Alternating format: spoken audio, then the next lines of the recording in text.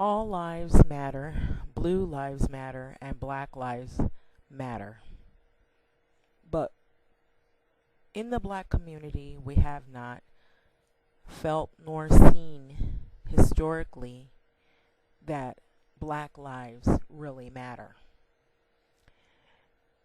Oftentimes, we feel that those phrases, those slogans, only mean white lives matter. Only. Yes, all people's lives should matter, but that is not what has historically been shown in history. And even in today's society, many innocent black people are being gunned down and killed by police brutality. And there's a big controversy behind the Pledge of Allegiance and Kaepernick, the football player, protesting, and other football players protesting the Pledge of Allegiance. We see the Black Lives Matter movement, and it's called a terrorist movement, and a lot of people feel angry.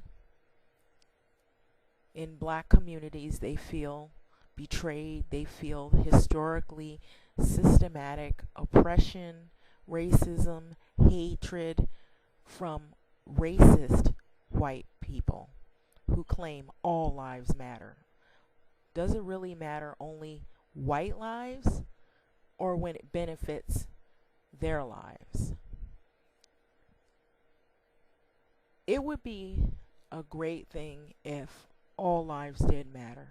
If everyone could be friends, if everyone could come to a consensus or agree to disagree, even if they weren't all friends, it would be a great world if everybody could get along and everybody could accept one another. But unfortunately, that is not the real world. If all lives did matter, that would be wonderful, and blue lives and black lives, but unfortunately, we live in a world where some people, no matter whose life it is, they don't see it that way. These police officers are supposed to protect and serve in communities, and we do have good police officers.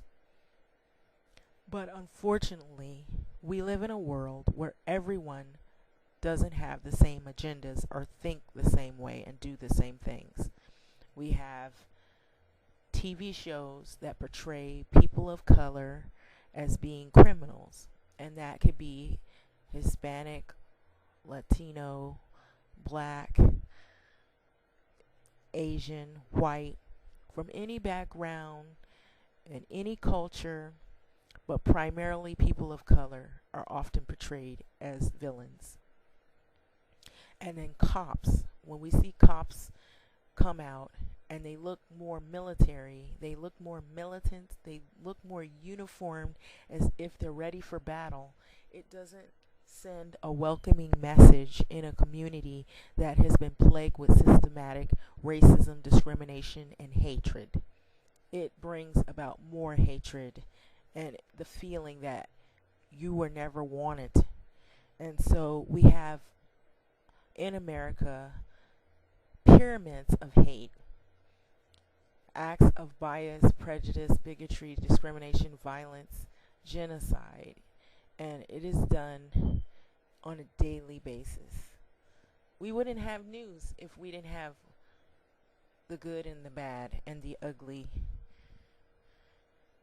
And so, unfortunately, we live in a world where not everybody sees eye to eye, not everybody agrees on the same issues, not everybody is from the same background, culture, religion.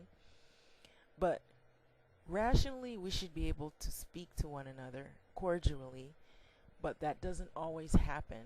Some people prejudge individuals based on experiences that they've had, either if it was positive or negative.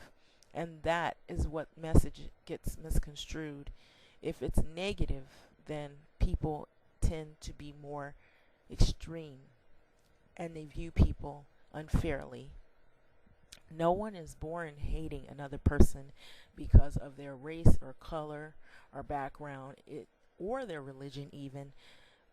People learn the hate. They're taught early on as children how to discriminate, how to divide, how to hate, how to marginalize, how to push away, how to even hate themselves.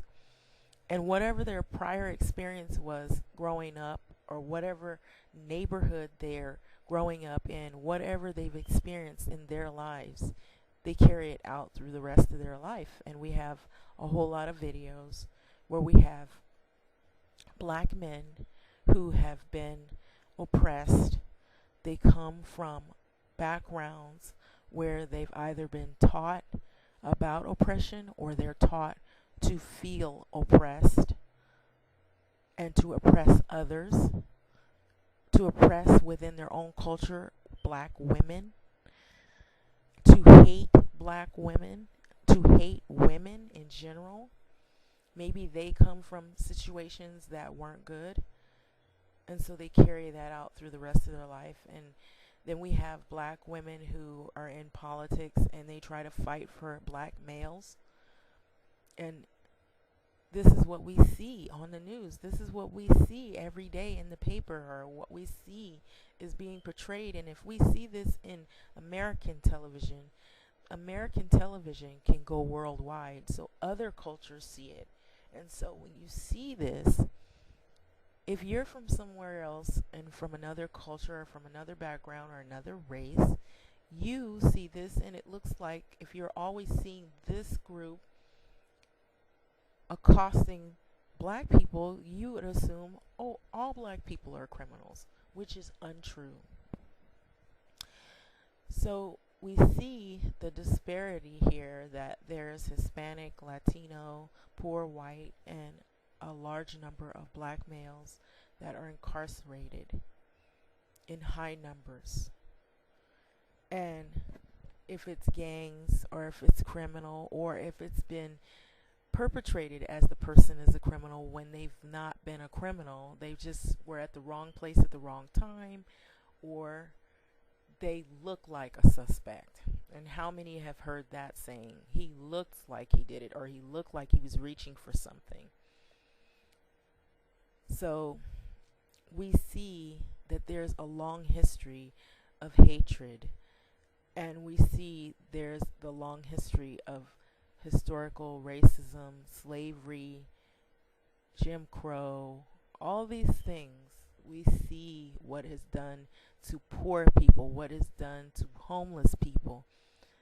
They'd rather spend money to build more prisons and jails than to build schools and to build positive places for people to be more productive citizens. They'd rather accommodate people who are wealthy so they can gentrify neighborhoods that were once family-oriented neighborhoods that had schools that could have very well benefited from the same money that they're using to build up fancy lofts and condos. So we see veterans and homeless people more and more and more now. We see more mentally disabled, unstable people who are on the streets, and they don't care about their lives either. You would think that they would also be an all-life factor. But do we see this? This is what we see. Downtown LA, homeless encampments growing. If all lives matter, whose life are they really talking about? That is the question, because that's not what we're seeing. We don't see that all lives really matter.